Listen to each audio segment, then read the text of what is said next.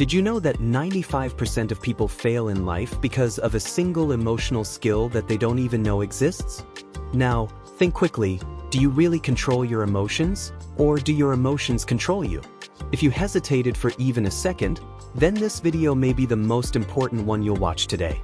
The skill I'm going to reveal here is not ordinary emotional intelligence. It's not self-control, it's not empathy, it's not resilience. It's something much rarer and powerful. And the most incredible thing? Almost no one talks about it. Before I tell you what it is, let me make you imagine a quick scene. Imagine that you're in an important meeting. Suddenly, someone criticizes one of your ideas. You feel that twinge in your stomach. Your face heats up. Your heart races. Your brain starts planning a sarcastic response to defend itself. Now, stop. In that microsecond, most people lose control.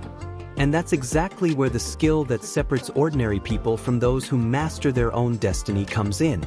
This skill is called emotional agility. And no, it's not just being calm.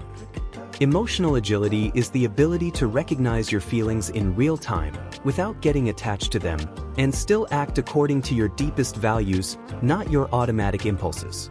It's the difference between responding and just reacting. But wait, I know this still sounds abstract.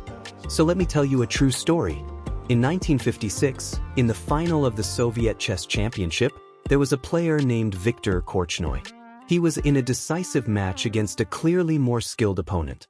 During the game, Viktor realized that his opponent was trying to provoke him emotionally. Sarcastic expressions, heavy breathing, noisy movements, anything to irritate him. Most players, even professionals, would fall into this emotional trap. But Viktor had something rare. He observed his own reactions as if he were watching someone else. He could feel the anger rising, the anxiety trying to take over.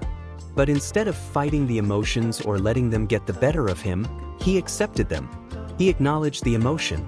He named the emotion. And then, gently, he returned his focus to the main goal, winning the match. Viktor won. And that moment marked his career forever.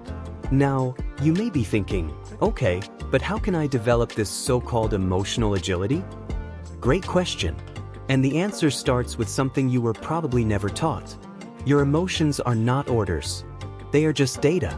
I'll say it again. Your emotions are not orders. They are just data. Think of them like traffic signs. A red light does not force you to stop. It just indicates that it is safer to stop. You still have the final choice. But most people live as if their emotions were traffic cops, forcing them to stop, run, or crash head-on. Want to see a simple example? How many times have you felt angry and sent a message that you later regretted? How many times has anxiety made you cancel a plan that deep down you really wanted to make? Anger, anxiety, fear are just signs. But the final decision is always yours. But there's a trick here. The human brain hates discomfort. When we feel uncomfortable emotions, our automatic reaction is to fight them or numb ourselves, whether with food, social media, criticism, or even guilt. But fighting an emotion only makes it stronger. It's like trying to push a beach ball underwater. The more force you use, the more it explodes upward. True emotional agility happens when you do the opposite. You embrace your emotions without judgment. You say, okay, I'm feeling angry right now. It's okay. I don't need to act on it. Just that little distance, that little space between feeling and action, is what changes lives. Want a practical tip to get you started? Every time you feel a strong emotion, instead of reacting immediately, do 3 things. First, name what you are feeling. Don't say, I'm angry. Say, I'm feeling angry. It's subtle but powerful. You are not the anger. You are feeling angry. Second, accept the emotion. Don't try to run away. Don't try to solve it. Don't blame yourself. Just accept it.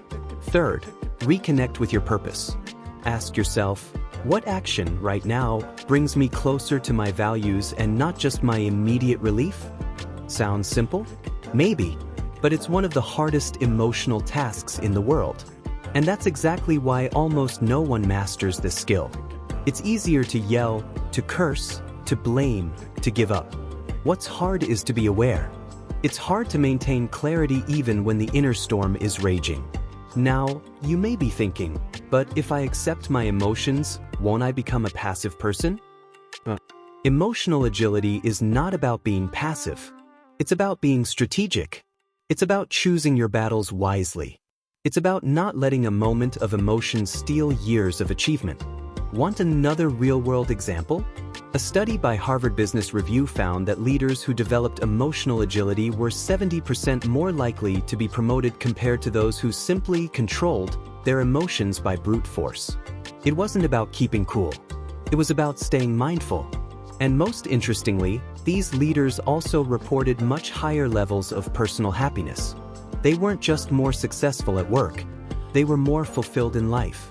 Because deep down, what destroys our peace is not feeling angry, sad, or afraid. It's fighting against these emotions as if they were our enemies. When you embrace your emotions as part of your human experience, when you learn to use your feelings as an internal GPS and not as a shackle, you become free. Free to choose. Free to act. Free to create the life you truly want, and not just survive your circumstances. Now tell me, are you going to be just another person who reacts without thinking? Or are you going to start building your emotional agility starting today? If you've made it this far, you've already taken the first step. Few people get there. Few have the courage. And I can guarantee you one thing. The world needs more people who master themselves, not to control others, but to inspire them. So what will you choose?